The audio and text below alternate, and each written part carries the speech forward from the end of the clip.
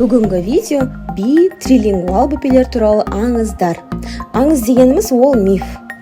Ең алғашқы миф ол бала көп тілдерге шатысады. Тілдерді бір-бірінен айыра алмайды. Жоқ, бұл миф. Бала туылғаннан түрлі тілдерді айыра алады. Бұл тақырып көптеген ғалымдармен зерттелген. Тілдердің бір-біріне ұқсастығы аз болған сайын бала да оны тез айыра алады екен. Мысалы, қазақ тілі мен English екеуі бір-біріне ұқсас тілдер ме? Жоқ, әрине. Сондықтан балада қазақ тілі мен ағылшын тілін ауыстырып алу деген ешқандай болмау керек. Келесі миф. Ол 2-3 тілмен өсіп жатқан баланың тілі жайырақ шығады, немесе шықпай қалуы мүмкін. Жоқ, бұл да 100% шын емес. Ол балаға да, жалпы ортаға, көп затқа байланысты. Ең алдымен әрине балаға байланысты.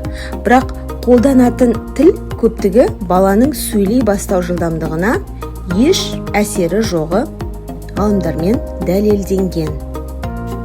Кеттік келесі мифке. Бала мультиктен ағылшынды өзі үйреніп алады. Әрине, бұл да миф. Окей, телевизордан бала түсті жаттады дейік. Әрі қарай қалай болады?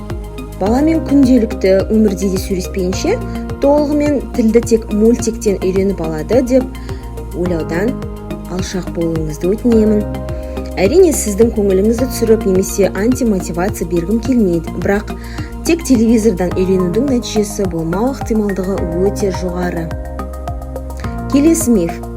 Бала уже сөйлеп кетсе, 2 жастан жоғары болса мысалы, басқа тіл үйретуге тым кеш, немесе тым қиын.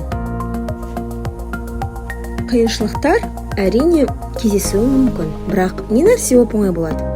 Негізі, тіл үйренуге 1-ден, 2-ден, кейін кеш деген ешқандай ереже жоқ. Балалар 3 жасқа дейін 2-3 тілді өз тілінде үйрене алады.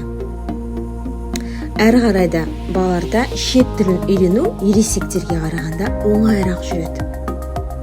Тілдерді араластырып алады деген тағы бір миф.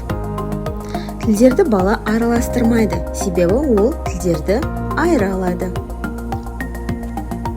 Тілдерді араластырмау туралы видеоның басында айтып кеткен болатынмын.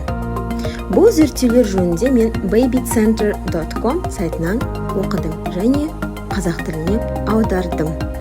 Енді сіз қандай мифті жиі естисіз, немесе өзіңіз қандай мифке сенесіз, сол туралы осы видеоның астына бөлісіп кетсеңіз, керемет болатын еді.